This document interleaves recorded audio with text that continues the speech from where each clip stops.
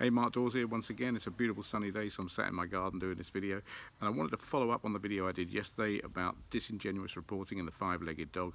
And if you hadn't seen that, then there's a link probably up there somewhere, or a button up there, or a link below. You can go and watch that video.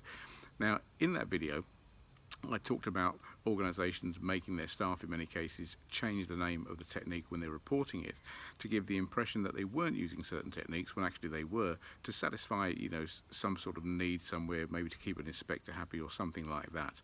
Now, that's wrong. If you're doing that, that's absolutely wrong. And I used the term escape and rescue technique when I was discussing this on the video. But I know one organisation that actually does use the term escape and rescue technique, and they use it really well.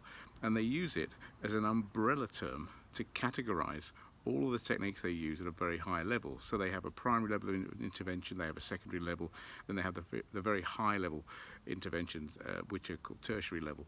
And within there, they use escape and rescue techniques. Now, they're dealing with a very high-risk client base.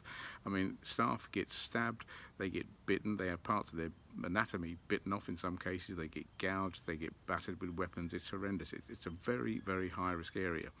Now, this organisation, as I've said already, uses the term escape and rescue as an umbrella technique, but within there are all the techniques that they use, and when they're reporting, they report accurately. So they will say that we used prone restraint, or we used a wrist lock, a flexion lock, or we used a particular pressure point to enable us to gain control and to keep staff and the people in our care safe. So they don't hide behind the term, and I want to make that perfectly clear, and this organisation is a really, really good, credible organisation which had great leadership up till recently in terms of you know, who was running their restraint training programs and the strategy and everything else. So I just wanted to make that clear.